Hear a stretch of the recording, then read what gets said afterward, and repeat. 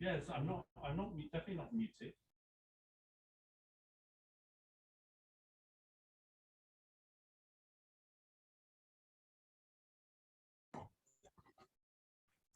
Finish that message should come up to say when you plug it in that you're using that.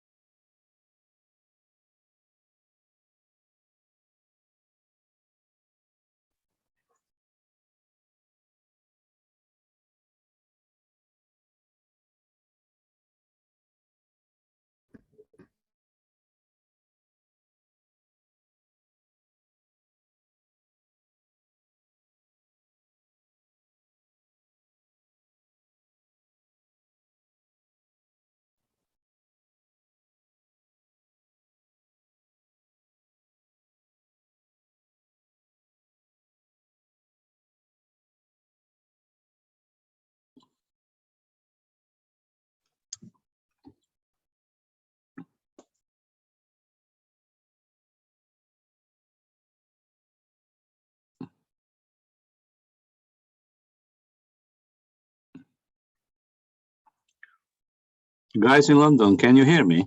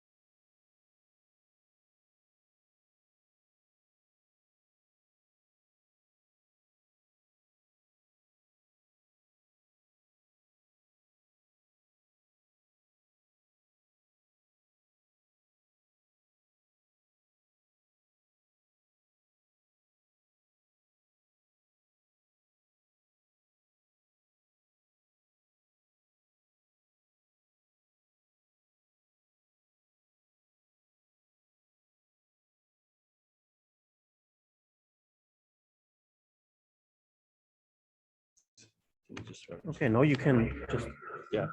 So I should now mute this.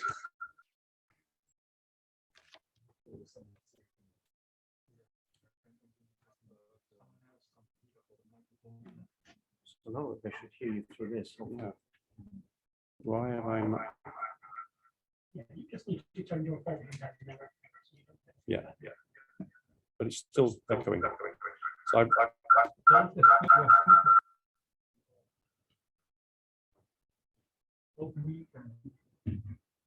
return to meeting.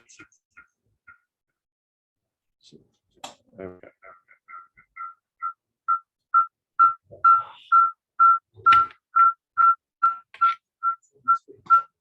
Yeah, no, it's not coming down. I have to quit Zoom because I can't get back the Zoom screen. This is ridiculous. Quit Zoom.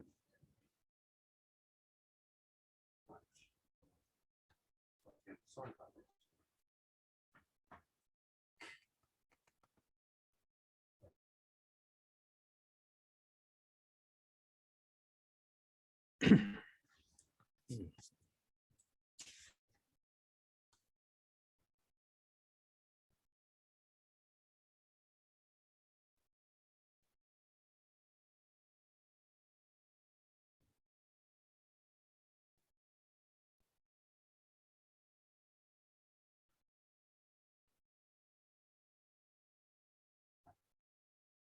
Recording in progress.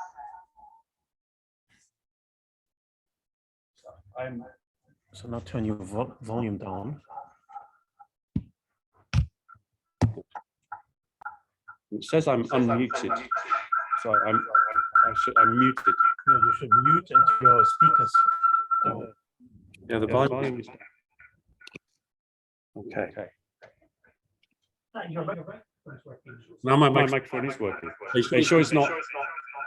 If you stop yours a minute. No, speakers are on. Okay. Okay. Is there no echo? A little bit. It comes through your.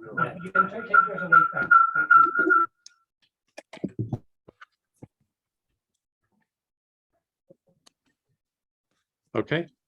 No. Okay, Sharon.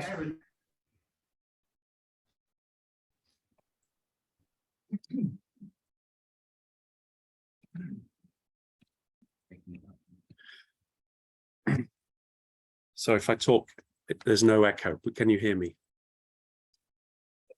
you can hear me. That's good. But it is. All right. So I'm not sure. Yeah, good. Okay. Thank you. Good. No.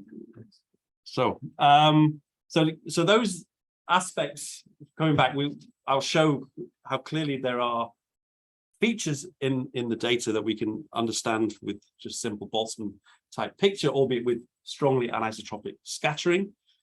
And then I come to really some of the two components that we find are essentially possible to combine with the same parameterization and explain. And this, therefore, we sort of term it non-Boltzmann type transport. It's specifically the behavior of the magnetoresistance for current in the plane, and also the doping dependence of the Hall effect, which, you know, have been measured many times, but having taken, let's say, explored a different region in the phase diagram and gone to much higher magnetic field strengths, we've now revealed these very unusual features. And then the latest work is actually following how this unusual scaling, it's essentially power law scaling in the magnetoresistance occurs or changes across the different regions in the phase diagram. So just to give you, sort of orientate you, you may know just from simple either Drude or Boltzmann type transport that magnetoresistance in a conventional metal follows what's called Kohler's scaling, where the change in magnetoresistance just goes like, of course, omega c tau, but the tau includes both impurity scattering and inelastic scattering.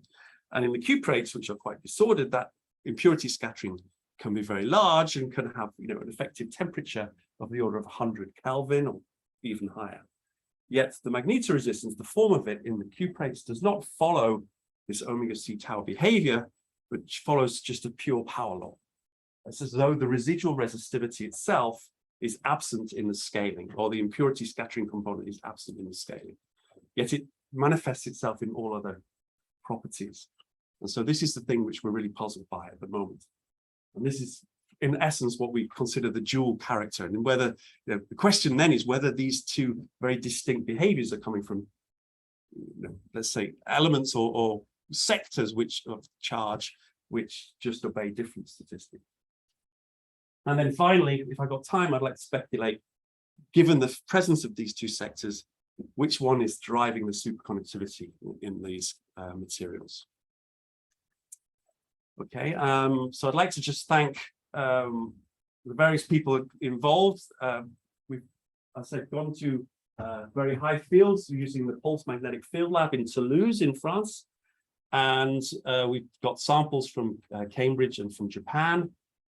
I enjoy a lot of interaction with my Dutch colleagues, from which we form what we call the Strange Metals Consortium of experimentalists and theorists, and also my groups both in Radboud and in Bristol. But in particular, I'm going to be talking about the work of my student Martin Berman, who just actually graduated, my former student Jake, who's now a fellow at Bristol, and earlier work from Carsten Putzke, who now works with Philip Moll, but was a student and postdoc with Tony Carrington. All right. So I guess no cuprate talk is complete without a sketch of the phase diagram. And I put these two out there because they're two of the most well-known in recent times. one in a big review article in Nature in 2015, and one in RMP, Review of Modern Physics, by Chandra Varma in 2020. And it shows the evolution from the left side, effectively the Mott state, and where you get this long-range antiferromagnet, which is rapidly suppressed with hole doping into the copper-oxygen plane. And then this dome of superconductivity emerges, either in green on the left or in blue on the right. But that whole side of the phase diagram to the left of optimal doping has this characteristic pseudo-gap state where you see a loss of states at the Fermi energy, which is rather, let's say, differentiated in momentum space. So it tends to, those states tend to be lost preferentially around the zone boundaries. But inside there, you get a plethora of very unusual broken symmetry states, where people claim to see all manner of different symmetries broken: translational, rotational, parity, time reversal symmetry. So it's as though the pseudogap state creates this platform for a lot of instabilities of the electronic ground state. But then as you move away, let's say the temperature scale or energy scale associated with that pseudogap eventually disappears around about well, just beyond optimal doping, around 20% doping. So optimal doping is at 16%. And in many cases, people consider that beyond the pseudogap regime, you recover a Fermi liquid, okay, as indicated in these two phase diagrams. And what I want to show you, first of all, is in fact, this notion that this is a Fermi liquid is wrong, at least from a transport perspective, and that we need to redefine it very much in terms of what I call the strange metal. Of course, being presented like this, it also lets people consider more favorably those pictures based on quantum criticality, where the end of the pseudogap phase is effectively a quantum critical point, as though there is some second order phase transition whose transition temperature is being suppressed to zero at that point.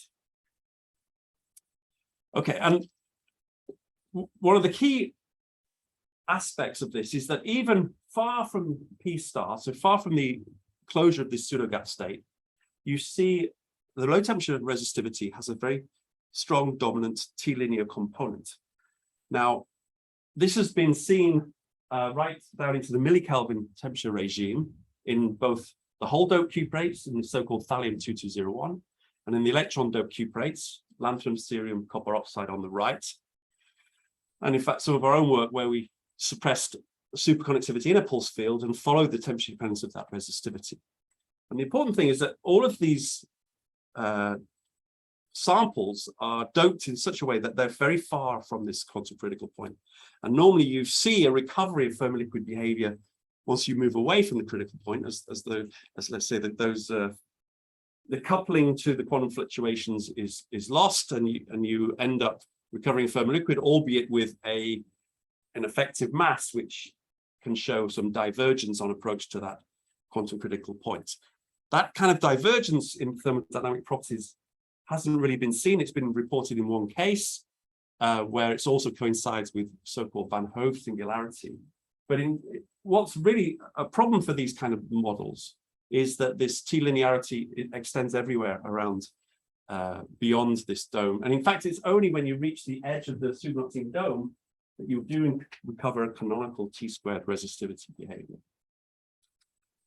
Okay, so what we refer to here as the strange metal is not necessarily what's going on at high temperatures, because one of the, again, striking things about cuprates is that this linearity extends from low temperatures, so well below any characteristic phonon temperature, way up to effectively the melting temperature of the material. And in doing so, the effective mean free path that you extract becomes smaller than the interlattice spacing. And so this we now refer to as so-called bad metallic behavior. And this is an interesting regime because what optics shows is that you actually don't just have a continuation of some scattering rate, which in optics would just give you a Drude response, which gets progressively broader and broader and broader as the scattering rate grows. But rather you get a transfer of spectral weight from low frequencies. So you no longer have a Drude Lorentzian decay of your optical response, but actually you get a suppression of low frequency spectral weight, which is transferred to much higher energies. And that dynamical process basically leads to this continuation of the resistivity in a metallic sense, but there's no more scattering rate which can be associated with it. And what's really truly striking is that this linearity appears in the DC resistivity, appears to almost be insensitive to that very profound change in the dynamics of the spectral weight transfer. Okay. So for us, the strange metal regime is really this extended region at low temperatures where rather than the T linearity being confined to a singular point in the phase diagram, it is extended over a very broad range. And that kind of behavior, as I said, is very challenging to explain from a conventional quantum critical picture. And why should we be interested in this regime? Well, the strength of that T linear resistivity appears to scale with the superconducting transition temperature. So I show here essentially 5 different families of cuprate materials, all beyond this P star doping level. And you see how the, if I show it on here, where's my, well, okay, can you see that on the screen as well? Okay, so this is basically the strength of the T linear term. The superconductivity in the thallium disappears around indeed 31%, exactly where this T linear coefficient vanishes. Here is plotted in the electron doped materials, both TC and the coefficient of this T linear term. So it does seem to be intimately tied to the presence of superconductivity. And as I said, once you go outside the superconducting dome, this T linear term is lost, and you only have then the more conventional signature of correlated Fermi liquid, which is the T-squared resistivity. Okay. It's a very universal behavior, and I just wanted to highlight one thing which we kind of stumbled on by accident when we were trying to deduce the phase diagram for one of the cuprate families, namely the single layer bismuth material. We wanted to know, roughly what its carrier density was by comparing its resistivity with something that we have a good handle on, which is mainly the lanthanum strontium copper oxide system. So here I'm comparing samples in this regime. So you see here where these stars are, that's the LSCO samples. And then you've got these blue and green symbols, which are bismuth single layer cuprates with the same TC. And we've just shifted up the residual resistivities so that we're looking at the temperature dependence of the two. And on the bottom panels, I show the derivative of the resistivity. And what's striking here is that they are identical. So 2 very different families of materials show identical resistivity behavior from essentially room temperature down to the onset of superconducting fluctuations. Now that might not seem so striking, but the key point is, many people try to think about what is the origin of this T linear resistivity and its evolution with doping. And some of the key candidates for that are things like charge fluctuations or spin fluctuations or something else. And one of the things that should be noted here is that in the LSCO family, it's believed that the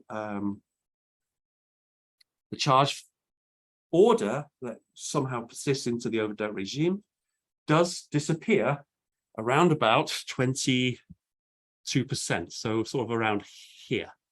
Whereas in the bismuth material, it extends all the way to the edge of the dome, and yet their resistivities are identical. So the kind of notion that perhaps charge fluctuations are driving this, I think would be hard to reconcile with this correspondence.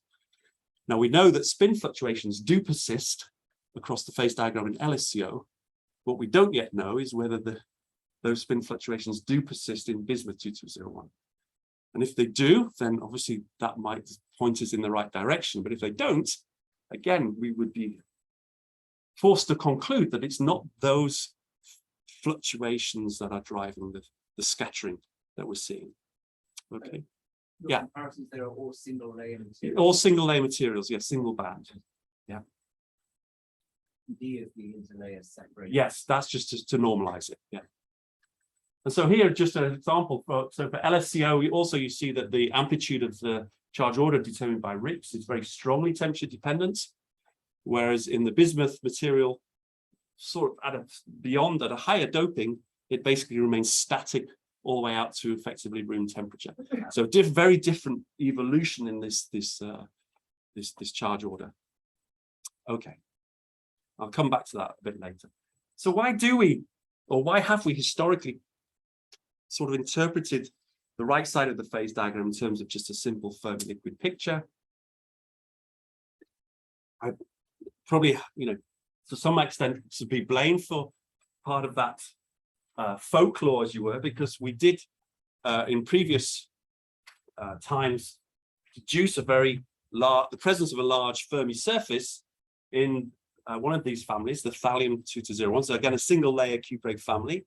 So on the left, it's basically the full three-dimensional Fermi surface that we deduced using a technique called angle-dependent magnetoresistance. So you basically measure the interlayer resistivity as you rotate the magnetic field or rotate the crystal in the magnetic field, and you get various bumps and wiggles which refer to different, let's say, features in the Fermi surface. And from doing a full angular dependence, we were able to map out that large Fermi surface that you see on the left. Later, 5 years later, we actually observed quantum oscillations, often considered to be a smoking gun for the presence of coherent Landau quasi-particles in a system. And there we got a very large frequency that was in very good agreement with the Fermi surface size that we deduced from this angle-dependent magnetoresistance. Not only that, again, looking at the way that the amplitude of these oscillations varied with angle, all those bumps and wiggles that you see on the left were also reproduced in the quantum oscillation data. So it all seemed to be very consistent with there just being a large Fermi surface. But these are in materials which do possess this strong T-linear resistivity component. And then also around the same time, angle resolved photo emission on this thallium system again deduced the presence of a large Fermi surface. Okay, so we were able to go a bit further with this angle-dependent technique. So having deduced this form for the Fermi surface I showed here, we then went to follow its temperature dependence of this signature. And what I'm showing here is indeed this interlayer resistivity as you rotate the field from along the C-axis, so perpendicular to the copper oxygen plane, into the AB plane. And all I've done here is just change the strength of the field. So if you think about a Boltzmann type equation, you've essentially got two components that are changing. One is omega C, which is E times the magnetic field strength over M star, and one is tau. Okay, so you're just tuning here the effect of the magnetic field. And so just changing that parameter, we actually got a perfect fit to the data at all fields.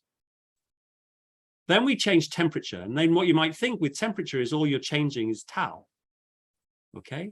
And I should mention that in order to fit the full Fermi surface at low temperatures, we assumed an isotropic scattering rate.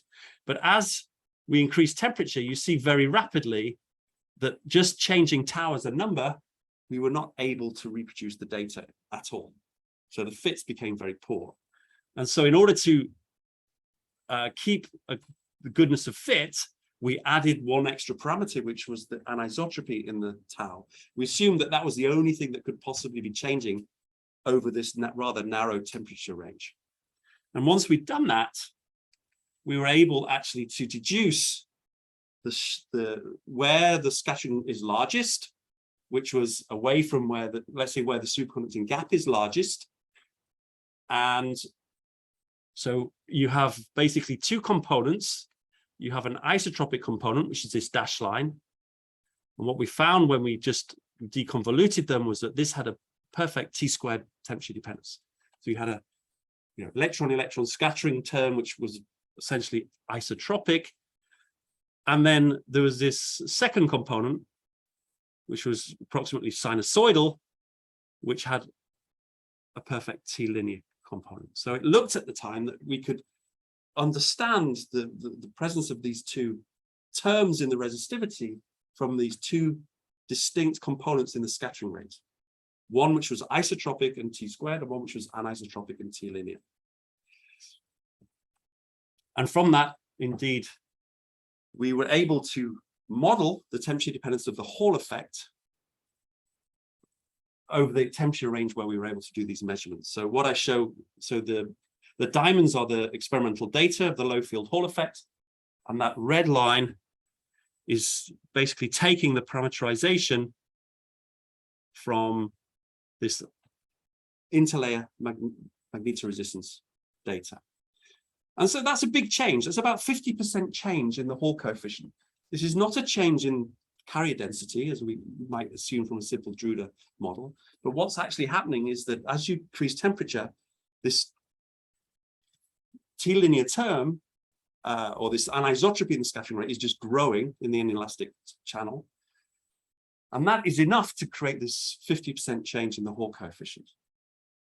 And so this was, something that made us think, okay, so we can understand why the temperature dependence is so strongly temperature dependent in these overdoped cuprates. Now you can do another simulation, quite simple. You say, well, if that's the case, that at low fields you've got this very large anisotropy, if you increase the field strength, what you're doing is effectively increasing the ability of the electrons to complete cyclotron orbits. And as they complete cyclotron orbits, that anisotropy becomes effectively washed out. So what you would expect, and this is what I show on the bottom is simulations, is that the Hall coefficient should just decrease with increasing magnetic field. Because what you're doing now is smearing out that anisotropy that was growing with temperature. Okay, so what you can see here is that the low field, as you increase temperature, Hall effect is going up. But as you turn on the magnetic field and go to high field strengths, it's dropping down. And in fact, if you scale it just by the zero field resistivity, you can see that they're effectively asymptotically approaching the same value, which is indeed the value you'd expect from simple Drude formula for the size of Fermi surface and the number of carriers that we in the system. So that's what we expected to see. So you can imagine then that as you go from low field where the anisotropy is high, you go to progressively higher fields, and eventually you reach this, like, let's say, infinite field limit. You should recover your this value here of RH, which is just 1 over NE. So you can think of this then, that the low field Hall effect has this strong temperature dependence. The infinite field limit is temperature independent. So at least that's what the simulations told us. And then we went and did the experiment. And this is data for a similar TC, slightly higher, about 30 Kelvin TC sample, but still in the overdope regime. And you can see indeed that this is exactly what we saw. That, with increasing temperature, the low field Hall effect is going up. With increasing magnetic field, it goes down. You divide by the zero field values, and it all appears to be collapsing to this line. And the important thing here is that, and this is important for when we get to the magnetoresistance, at lowest temperatures, this thing is flat. And it's flat from a very low field when you've killed superconductivity all the way to the highest field that's measured. So indeed, that suggests that if at low temperatures, there is no anisotropy left in the scattering, the effective scattering. Okay, and that value is indeed very close to what we've deduced from all those other Fermi surface probes. So everything sort of looks normal. There's just, in addition to this single band, an unusual T-linear anisotropic scattering. So this is kind of the status quo before we started doing these other measurements. And what direction is the T-square scattering? Well, the skit is everywhere. That's effectively everywhere. And perhaps in this material, there is the Fermi velocity doesn't change very much around the Fermi surface. So you imagine that indeed, when you reach the impurity scattering limit, the elastic scattering limit, that you are finding that the lifetime is indeed isotropic. So sometimes, if you think of Fermi's golden rule, you might think there is some variation even in the T. It's absent in the nodal, and it's predominantly in the antinodal region.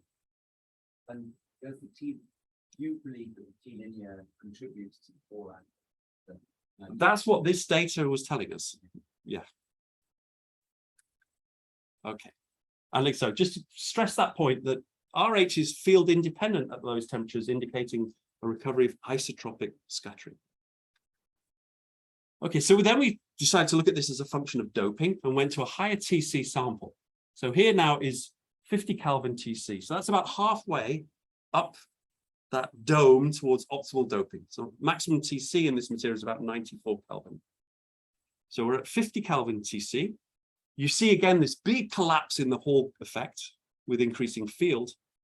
But what's curious now is that it seems to be plateauing off at a value which is no longer consistent with the size of the Fermi surface that we expected. So in this case, it's coming down, so it appears to be reaching this plateau region, and this is quite significantly above what we expect from the doping level from the TC that we've observed. And so in this case, the way to think about it is indeed the temperature dependence is still governed to a large extent by this anisotropy that we can smear out with field, but the infinite layer value is now displaced up, suggesting there's effectively a loss of carriers in the system. Okay. All right, so that's the first puzzle that we found, that this seemingly nice, fully consistent picture was starting to break down as we started to go towards slightly higher dopings or higher TC samples. So this brings me to the magnetoresistance. So just to remind you, so I don't know why that's up there. It's only affecting the title. So as I said, if you've got, like say, effectively single band material with a single lifetime, then the magnetoresistance in a metal, of course, at low fields, it goes quadratically. It's an even function of the field. It goes like h squared, and its temperature dependence is governed basically by the temperature dependence of the zero field resistivity. So you change temperature, you increase tau by, decrease tau by a certain amount. That same tau should be reflected in the magnetoresistance through omega c tau squared.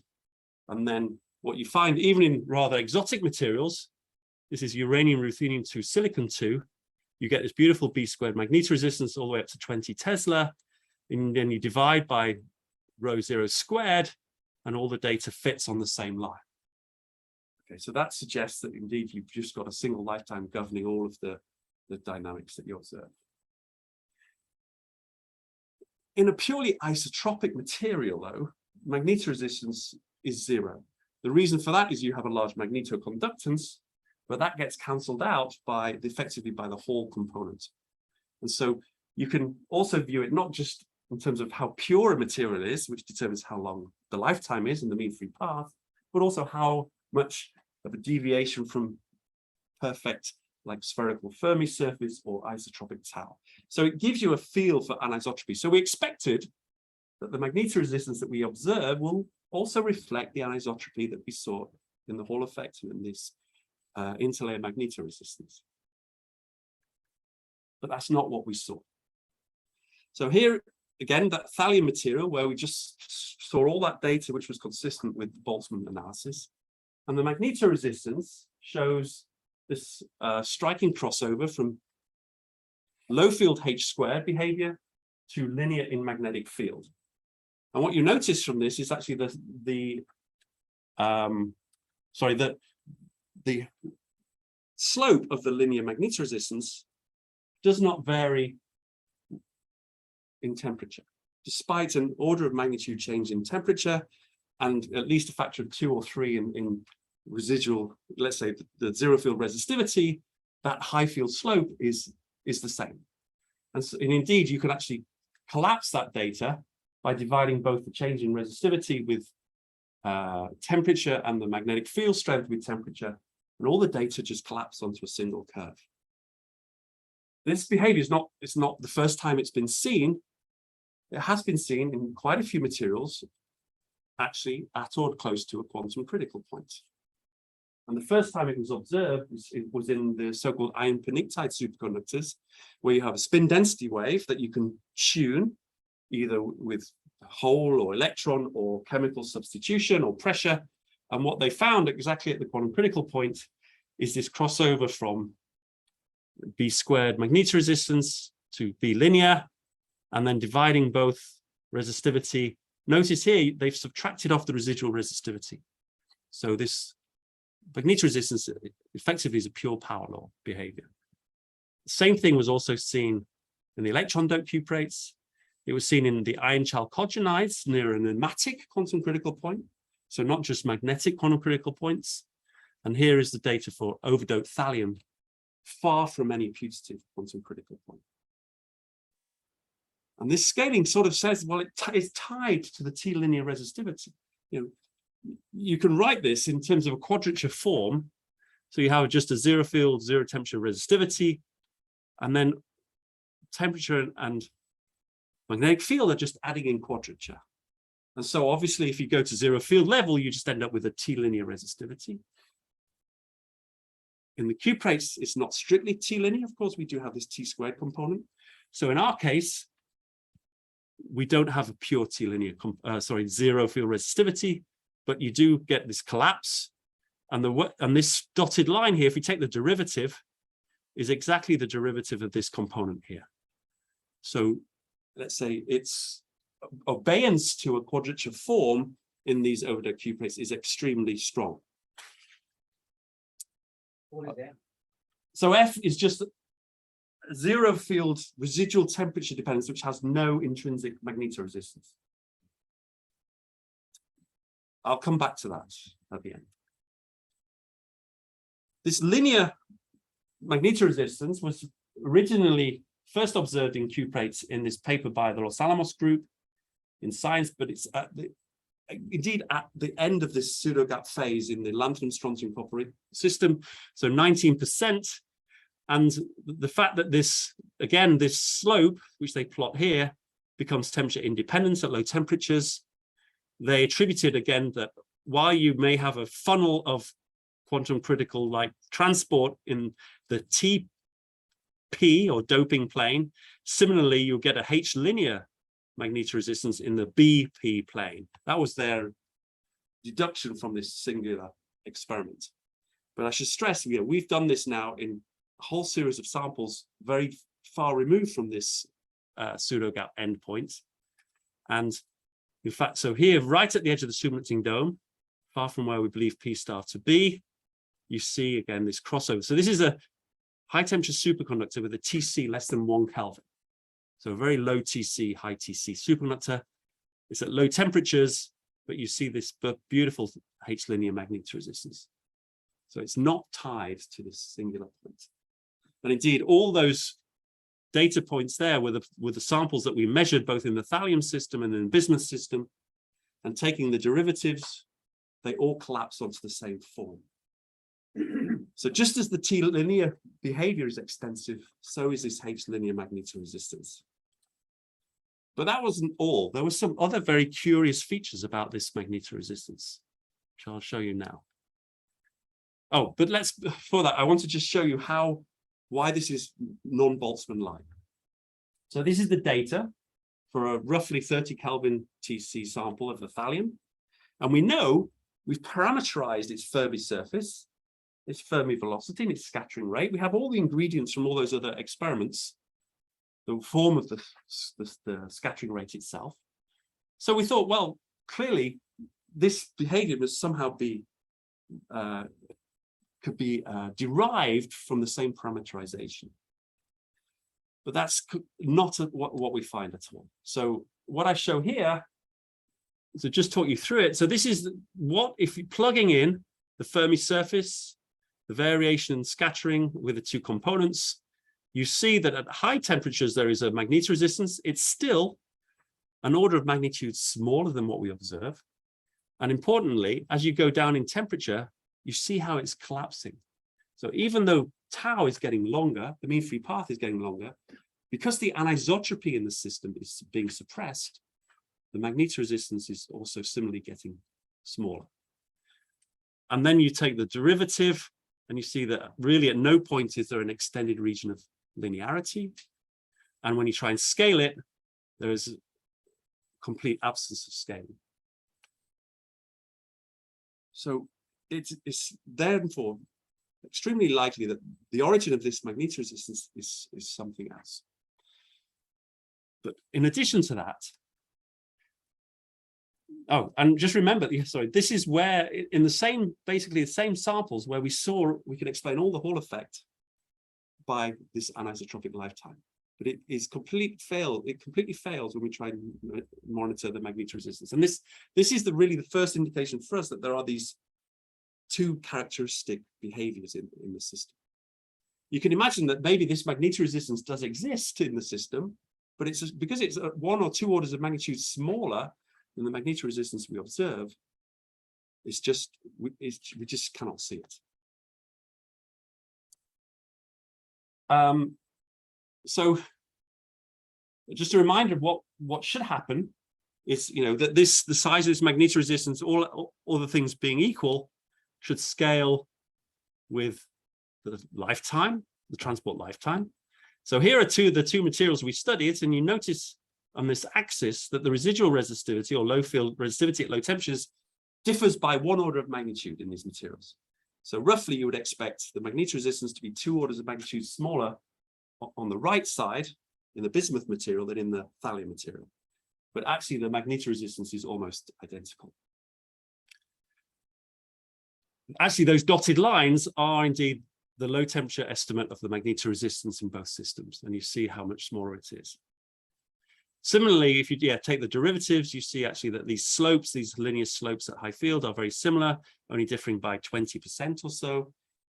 And even more strikingly, when we rotated the field into the plane, so this is effectively removing the Lorentz force configuration, the magnetoresistance was still there. So at first we thought this is probably suggests the origin is something tied to Zeeman. That the temperature is like an additive scale now and magnetic field, but other aspects of the data don't suggest that that's the case.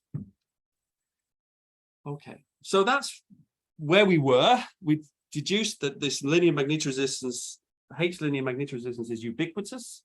It has this power law scaling, H over T scaling.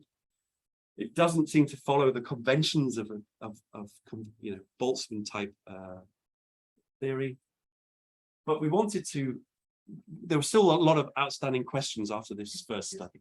Yeah. Does the H over T scaling work for in-plane fields as well? I think that's what I showed here. Yeah, H over T. Yes. And the parameters significantly. Well, you see the slopes here are in fact, this is slightly higher. This is about the same. They're very similar. So, effectively, completely ruling out an orbital magnet. Perhaps we can come back to that. I would say that in the simplest case, yes, it would rule out a Lorentz force. In the pnictides and in the lanthanum strontium copper oxide, there is an isotropy in this quadrature magnetoresistance. I think the key difference in these two materials is they're so anisotropic. So the resistive anisotropy is something between 1,000 and 1,000,000. That there may be some, let's call it impeded cyclotron motion for when you put the field in plane, you're still trying to drive the electrons along the KZ direction. Right. And so we believe that all you need to generate this is some kind of impedance to orbital motion. And so that might be the reason why it's being seen in this material, whereas in the materials like the pnictides and the lanthanum strontium, where it's the anisotropy is much lower, there is no impedance for orbital motion along the Z direction. But this is speculation. Okay, so the questions that were outstanding, I showed you earlier on that there was this very striking correlation between the slope of this T linear resistivity and the TC, the transition temperature, in the overdose cuprates. And so first question was, is there a similar relationship with the slope of this magnetoresistance? course, we'd only confined ourselves, if I go back to that plot, yeah, we've only confined ourselves this small regime. Sorry, I should do it on the screen. This small regime in the phase diagram. So we wanted to go across here, but also we wanted to go out of the superconducting dome and see if we can get a recovery of something that we understand from conventional theory. Can you just clarify Yeah. something about the modified Kohler's rule as described by Matsuda Yeah. and by Oh, yeah. So that's actually my fourth question. Squared, Yeah. relaxation rate for the Hall. Is that That's my fourth question to answer. oh, so we haven't got that yet? No. I thought we So did. no, so yeah, what is the link between the HOT quadrature MR and modified Kohler's scaling? Okay, I thought we'd already said Yeah, that. no. Good. All right. So those are the four we wanted to ask. And so we basically extended our study, studying LSCO in a lot of detail. And beauty of the lanthanum strontium copper oxide system is indeed we can dope it right across and out of this strange metal regime. We dope the bismuth material into the pseudo gap regime. We also looked at published data on a mercury material, and we combined it with the data that we had on the thallium. Okay, and I'll just more or less summarize the results, but hopefully the first one, I think I just want to show you how striking it is. So here in the bismuth material, we're going from 27% to 13%. So if I go back to the phase diagram, that's from the edge of the dome here, past optimal doping, deep into the pseudo gap regime. Okay, you're moving towards the Mott insulating state. The system's becoming less metallic. But what we find, if you just take a temperature here around 80 Kelvin, far from any fluctuation regime in the conductivity, is that your magnetoresistance is just getting bigger and bigger and bigger. So this is the most metallic sample, and this is the weakest. And so actually, if you just plot all the 80 Kelvin data, the magnetoresistance changes by more than an order of magnitude. If you divide it by rho zero, the zero field resistivity, it's not changing much across here. The same thing happens, monotonically changing by around 1 order of magnitude. Interestingly, it stops increasing when you get inside the pseudo gap regime. They all collapse onto the same point. So suggests that the magnetoresistance in the pseudo gap regime is getting bigger because you have fewer carriers. In the strange metal regime, it's changing for potentially other reasons. And this is the summary of the data. So there are 3 families here: the bismuth material, LSCO, the thallium. On the left, we have this slope of the linear magnetoresistance, which I told you saturates. It has no intrinsic temperature dependence at low temperatures. So what you just showed us seems to be quadratic. Yeah, that's because it's high temperature, low. Yeah, these are all at 80 Kelvin. So if I showed you the evolution, say in the thallium material, you can see here, it's quadratic here and then becomes linear. But as you go up higher and higher in temperature, it becomes purely quadratic. Yeah. Yeah, this H over T, you notice it has got a low field. This regime is linear, the derivative. So it's got a H squared component. And as you get higher in T, you're just collapsing down into this regime. But it's the temperature dependence of that that's important. And that's what I'll show next. Okay. Yeah, it's a good spot. But what we're doing here is actually looking at the highest field, and I don't show the plot here, but where it's linear, the slope does indeed saturate in all cases. And we're looking at now the highest field, lowest temperature data. And indeed, there is a very good correspondence with the T linear coefficient on the right. So this again reinforces this point that the T linear resistivity and this H linear magnetoresistance somehow go hand in hand with each other. H linear is basically isotropic to the direction of H. Well, it is for the thallium and the bismuth, but not for LSCO. Yeah. What kind of anisotropy do you see? Let's say it's 10% of the size of it, so it reduces by 90% or something. So it's quite different in the LSCO in plane. But presumably the orbital behavior, I forget what the anisotropy for the scale is, but the orbital magnetic resistance, do you expect even more anisotropy? Factor 10 seems to be too small. You would expect it to vanish completely. Yeah. Yeah, I agree. It's still there. Okay, so this is the scaling outside the pseudogap regime in bismuth. I said I divided the resistivity and the magnetoresistance by temperature, and you see now over a very extended temperature range, 7 Kelvin to 220 Kelvin, all this data collapse onto this single scaling form. Then you go inside this into the pseudogap regime, you get perfect scaling again, but the scaling coefficient has changed. So in the pseudogap regime, we get perfect scaling to h over t squared. And this was a complete surprise to us. Right at the pseudogap regime, it's somewhere intermediate between those two. So the scaling is robust in the different regimes, but it changes across the phase diagram. We did the same thing in LSO. So I'll just show you how we then understand this power law scaling, or how we show it when, of course, when we go to 200 Kelvin, there's no linear magnetoresistance anymore. So what we do is just we fit the data to h squared. Where's my mouse?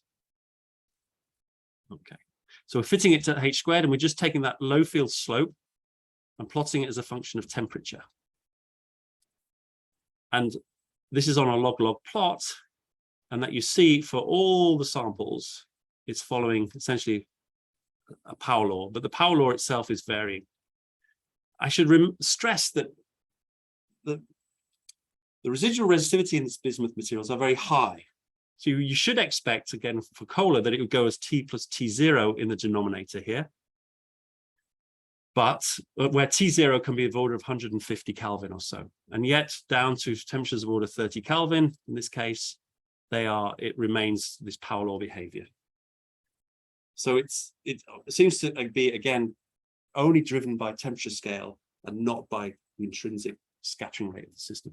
And just to show you the comparison, so in the strange metal regime, if you multiply the slope by temperature, you get a flat line because it's essentially just T linear. At optimal doping, it's diverging as 1 over T.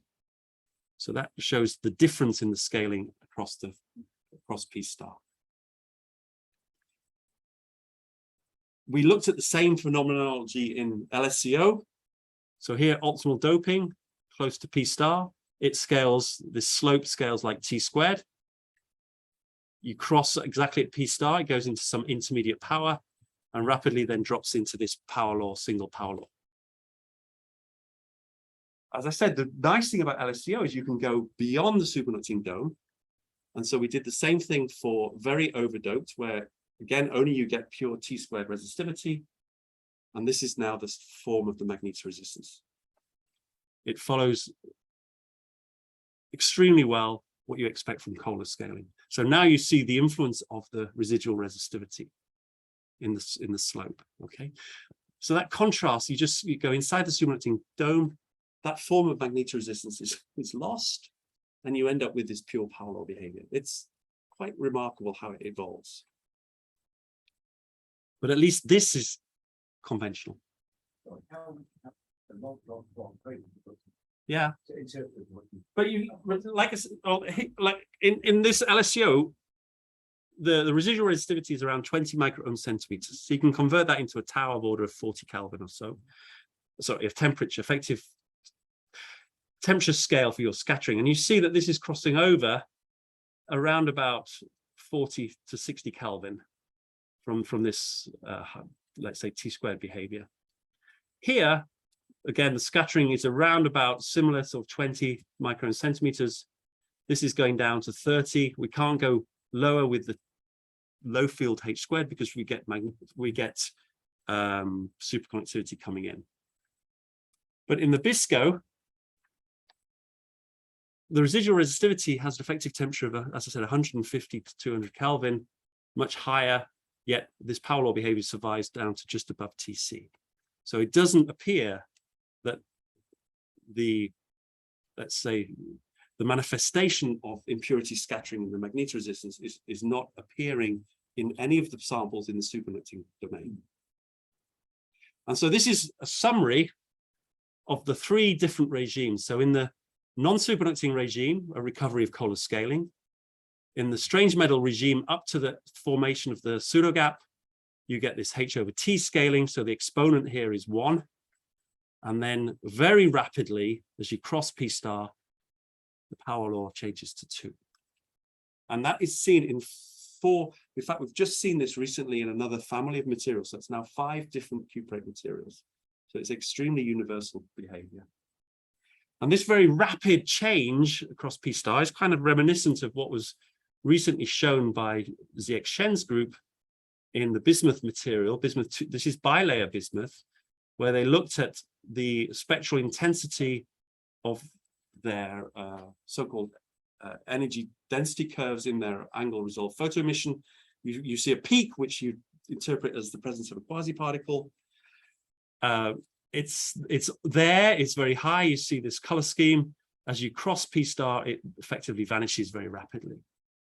So this sort of very rapid change across P star is sort of seen both in the transport and in the angle resolved photoemission. And so just to summarize, you know, we say we can fit all the data to this generalized form of magnetoresistance where you have effectively zero temperature component, zero field component, which has no intrinsic magnetoresistance, plus this quadrature term whose exponent can change across the phase diagram. And it's this dualism that we seem to have uncovered that is very hard to reconcile with a single model. And that does, I feel, compel us to consider the presence of 2 types of components, because one of them, don't forget, the quadrature term has its, let's say, its hold on the zero field resistivity. It's a large component of the zero field resistivity as well. So it's not something that just lives in the magnetic field plane. Okay, so finally for Piers, I come back to the connection with the so-called modified Kohler's rule. And for people who are not familiar with this, early on in the cuprate studies, it was shown that rather than following this conventional Kohler scaling where the change in resistivity or the fractional change in the magnetoresistance to zero field resistivity should go like omega c tau or the resistivity squared, it was actually going, instead of h/rho squared, it's going as h over the Hall angle squared. The Hall angle in the cuprates has a much more pronounced quadratic temperature dependence compared to the T-linear resistivity, and it was seen that the magnetoresistance was actually much larger. Sorry, the temperature dependence of this magnetoresistance was much stronger. I mean, that scaling rule does work for regular metal. Yeah, yeah, because it's almost temperature well, it has the same temperature dependence as the resistivity. Indeed, yeah. In the bismuth material, this coefficient alpha is not strictly 2. It's 2 up to about optimal doping, and then drops away gradually towards something like 1.5. Okay, but it's still distinct from the temperature dependence of the resistivity. And so you can plot here, for example, Ando showed this early on, that you get some unusual power, but you still get this residual component, because what you're doing is dividing the resistivity by the zero field resistivity, which, as I said, has a very large residual component of its own. Now we see that the actual magnetoresistance has a pure power law dependence with effectively 0 residual, but by plotting delta rho over rho, you're introducing an effective residual resistivity. But what that did is mask the intrinsic temperature dependence of the magnetoresistance. And so just to demonstrate that, oops, sorry. So if we now take our data, which had a pure power law magnetoresistance, but divide by the zero field resistivity, you start to see this residual resistivity component and this power law, which is dropping away as you overdope, in just the same way that Ando or Helen Raffy's group found. And indeed, on the same samples, we can now reproduce very well this relationship between the magnetoresistance and Hall angle. So you see here that these components, these coefficients, are almost the same. But here, the magnetoresistance has this pure power law behavior. Now, maybe, you know, you're saying, well, perhaps this is the intrinsic behavior and it's just somehow it's conspired to give you this power law. But the power law scaling does extend over 1.5 decades in temperature. It extends over the entire phase diagram, and we see it in several different families of material. So I think it's that the power law nature of the magnetoresistance that is the fundamental quantity that we've observed. On the other hand, The measure of the Hall angle, which is normally governed by a Hall relaxation rate, and you're seeing a completely different temperature power law than what you're seeing in the resistor. yes, So they're both parts of the story. but you see, this is where, you know, this was originally, I think, yeah, Phil Anderson's argument that, you know, the magnetoresistance is measuring the variance of the Hall angle. What I'd like to remind you is that in the same sample where we saw this behavior of the Hall effect, sorry, go back. Where was it? Where we saw this behavior of the Hall effect that showed this suppression with fields that we could all explain with some anisotropic scattering, and therefore you'd expect the magnetoresistance to follow the variance of that, you know, that same behavior, but it demonstrates something completely different. So I find it very hard to just say, oh, this somehow is a convolution of many different things that have the same origin. But perhaps we can discuss this further. All right, so that's basically the story. I have some, I could summarize here the various possible sources of H linear magnetoresistance. I won't go into all the details now, but I do want to flag one particular study, which is a beautiful work by Gail Grisonange and Brad Ramshaw, the Louis Typhus group, where they've looked at this interlayer magnetoresistance rotating in field that I showed you before for a neodymium doped LSCO sample, where they basically were able to determine the form of the Fermi surface in good agreement with what was measured by ARPES.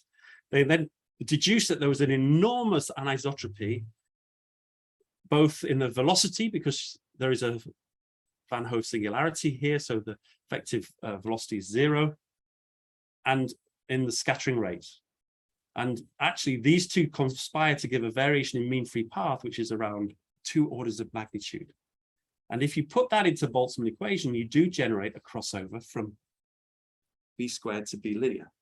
So anisotropy of the order of 100 around the Fermi surface can give you this kind of form of magnetoresistance that we observe. But if we put that same parameterization into our visco and thallium materials, we can never recover the type of behavior that we saw where the anisotropy was vanishing at 0 temperature. But you know, I think it's important to say that that is it is there. But one thing that they have not yet shown is whether their magnetoresistance shows this pure power law behavior, which is again something, probably the most fundamental thing that is not possible to generate with any parameterization of a Fermi surface and a scattering rate. Okay. So this is coming back to the superconductivity. By the way, the kind of in discussion here. Okay, I've got literally 3 slides. So just to remind you that, you know, this notion that we have 2 distinct signatures in the Hall response. One is this temperature dependence, which we can smear out with magnetic field. But then, as a function of doping, a gradual peeling off away from the expected value at low temperatures that would be determined by the size of the Fermi surface that we observe. And so, in fact, I just plot what's the effective Hall number. So this is just 1 over RH times E for both the thallium and the bismuth across this strange metal regime. And you see this gradual crossover from this 1 plus P, which is where the full Fermi surface appears to be recovered towards NH is of order P, which is just the number of doped holes. Okay, so the way to think about this is you start at the Mott state of there are 0 holes. It's a half-filled metal, but because of the strong correlations, the electron or the hole is localized. Then you start to dope, and you see these are data on LSCO by Ando's group, that your effective hole number scales like P.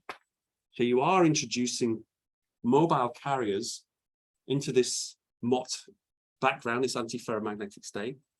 You go through a region where you've got charge order, which kind of complicates how you interpret the Hall effect. And then you get towards P star, and you see now a transition in this effective carrier density from close to P towards 1 plus P. This is one way that we might, one way you might think about this is recently, sorry, where am I? Yeah, recently, actually, Steve Hayden, Tony Carrington in Bristol, they found evidence for, again, with X-ray scattering of charge density wave formation in this material. So you might think that, okay, when you go below here in the thallium, you start to get a crossover into some small pockets that give you a gradual change in the Hall number. But actually, the charge density wave phase appears to come at a temperature where you've already got a very large increase above this 1 plus P line. And also in the region where you have no charge density wave, you still have this very strong temperature dependence. So I find it yet hard to reconcile this idea. The Taufik group saw a very rapid change from P to 1 plus P across P star in the YBCO cuprate. And that was interpreted as, indeed, once you close the pseudo gap, you recover all your carriers. But just to emphasize, one of the key quantities of pseudo gap in the cuprates is a loss of superfluid density. So as you go inside the pseudo gap regime, the superfluid density collapses very rapidly. Whereas in these materials, and certainly in the thallium, the superfluid density is always increasing. So you cannot attribute this change in the carrier density to actual opening of a pseudo gap. And this is where, we get very intrigued. You see that the superfluid density is increasing, whereas the effective carrier density, at least that which we can understand from conventional transport behavior, is dropping. So you have almost an anti-correlation between these two densities. And so this is where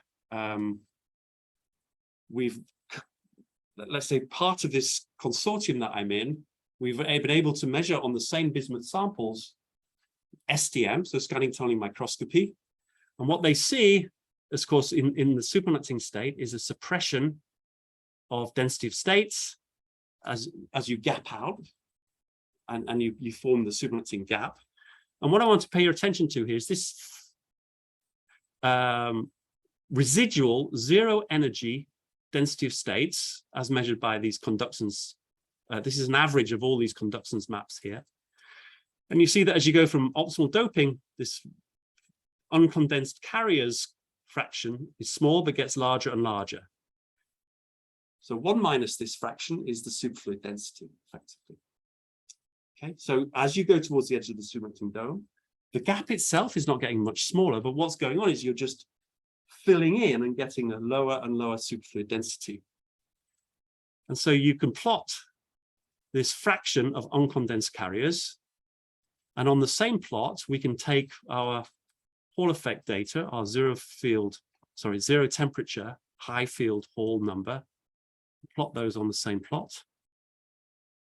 And the agreement between the two is actually rather good. These are very different experimental probes. One is a high field measurement of the number of carriers that contribute to the Hall response.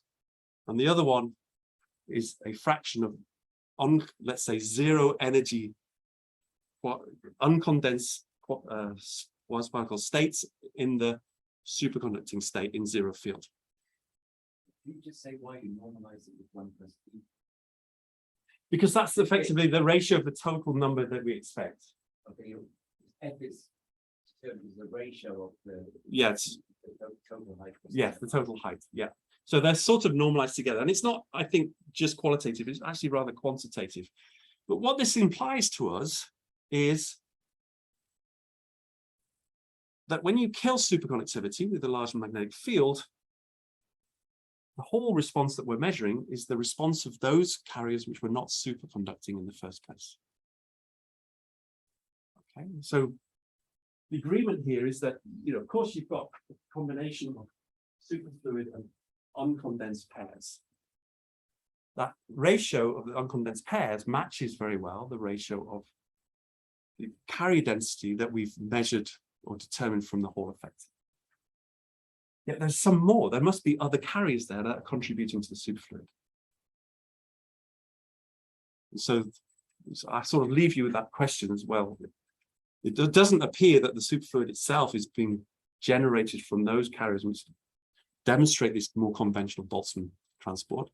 And if there are these two sectors, it's likely that this anomalous sector is the one that contributes to the rest of those states.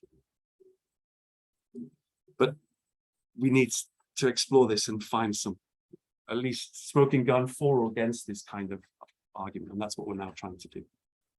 So with that, I think I'll just leave my summary and thank you for your attention.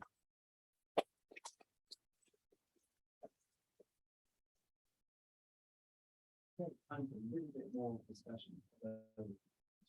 Very quiet. I can be constant and reach those questions. Can you go back to that plot where you showed this M exponent? Yes. The function and there's a transition in that From 1 to 2, yeah. to 1, right?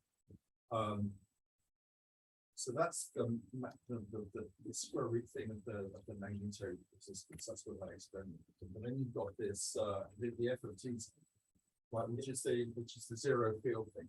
So is the exponent that you need to have in the quantity term correlated with the dominant term That's in the zero field? That's yes. So it's becoming, there is evidence that in the pseudogap regime, when you kill superconductivity, the dominant form of the resistance is T squared. Yeah. So that would match the transition in this magnetoresistance, the exponent in the magnetoresistance. So if that's right, then there's a sort of a universality standard. There is the thing that's going on is there is a scattering. And the question is the dominant scattering time that goes as 1 over T squared? Yeah. Or is the dominant scattering time the one that goes as 1 over T? Yeah. And when the M is going from one place to another, you're seeing it both in the zero field temperature dependence and in the magneto resistance. But at the root of it is the temperature dependence. Yes. Yes. Is that a reasonable summary? yes. Yeah. But you see, what's the thing that we can't easily explain at the moment is the absence, the absence of any, let's say, impurity component in that. It shouldn't be as pure power law because these materials are intrinsically dirty. And so, yeah, it does reflect that the inelastic scattering that's present, but it appears to ignore the elastic scattering. And you've got in different regimes the rho naught in the zero field seems to disappear in some. So, right. There are cuprate materials which are quite clean, which have a very low residual resistivity, and some which are very large. This magnetoresistance doesn't seem to care about those. So it's not just in sensitivity and temperature dependence across all families. Is that kind of what you're asking? That We didn't say very much about the so-called bad metal, strange metal crossover, and I mean, to the naked eye, these materials don't care two hoots about whether you call them strange or bad. They just continue to be linear or following their characteristic temperature dependency of in temperature. It's only the human being that believes that the mean free path has become small and therefore something weird should happen. Up to what temperatures do you think this kind of behavior occurs? And would it be a property of the bad in inverted comma metal as much as the strange metal? This is 400 Kelvin. Sorry, I'm trying to bring my mic. This is 400 Kelvin. Yeah, across here, most of these are pretty much up to room temperature. But do you see any signs of it's in the human mind that should be a crossover, but do you Not yet. Unfortunately, what we're plotting here, Piers, is 1 over the coefficient. Yeah. So as you imagine, it's getting much smaller. Yeah. It's going to be harder to measure, but if we just go to higher fields, we should be able to deduce whether it continues for or whether it saturates or does something else.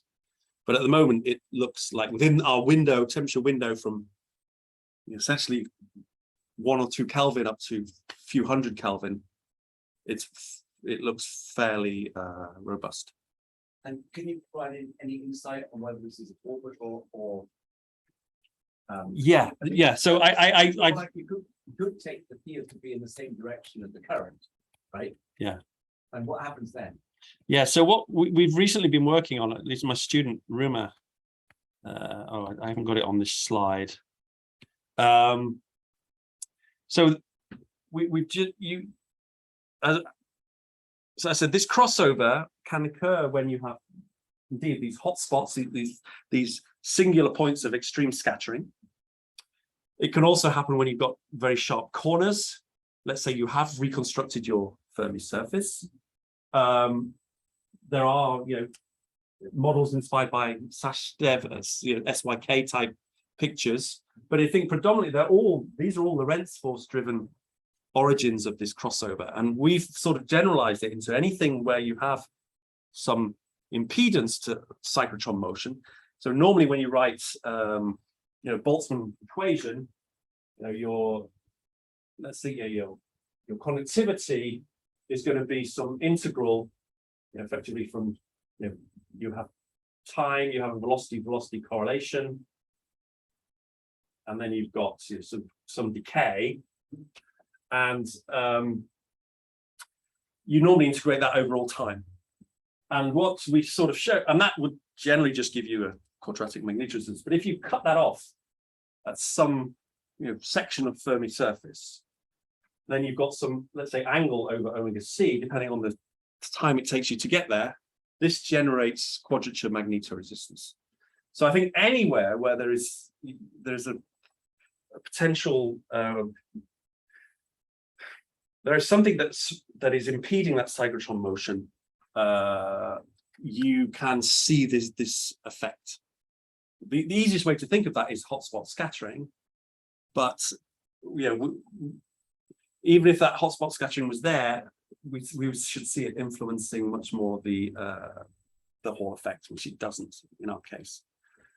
So the way we're thinking about this now is maybe that these two sectors, if there are two species where there's, let's say near the nodal regions, there is coherent quasi-particle, it can do cyclotron motion, it can generate all the sort of behavior we see and explain with Boltzmann type physics. And then there's another sector where you just can't generate that cyclotron motion. It might explain the form of the magnetoresistance. What this doesn't explain in any form whatsoever is why is it a pure power law.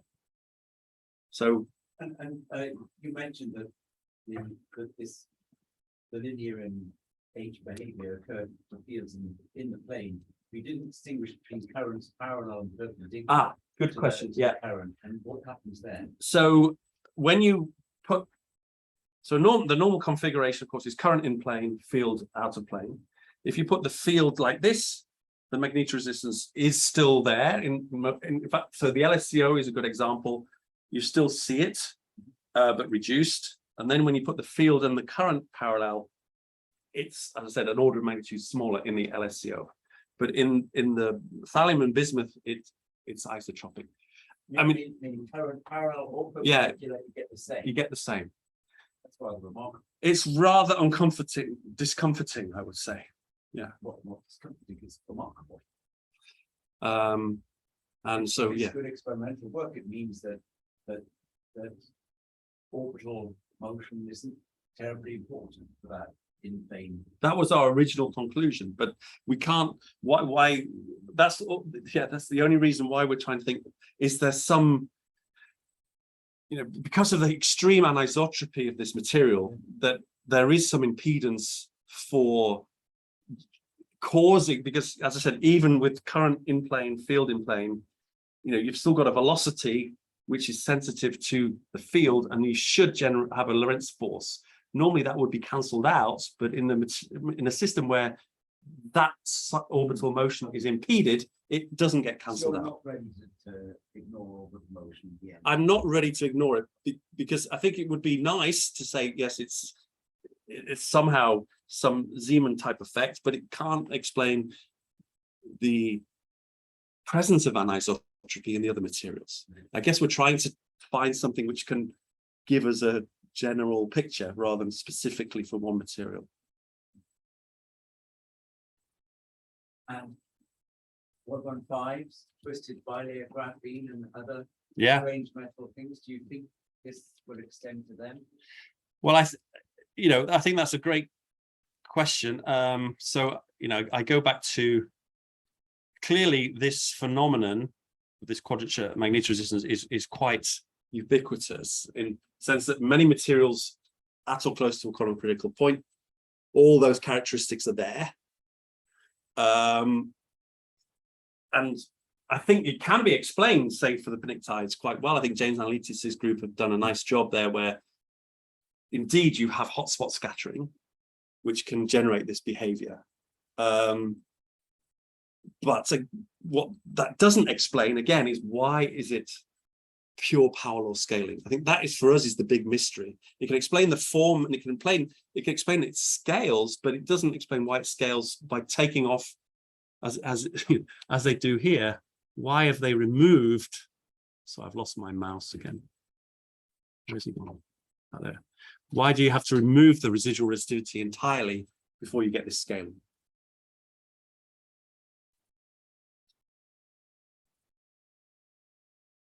Any other questions before we break for coffee?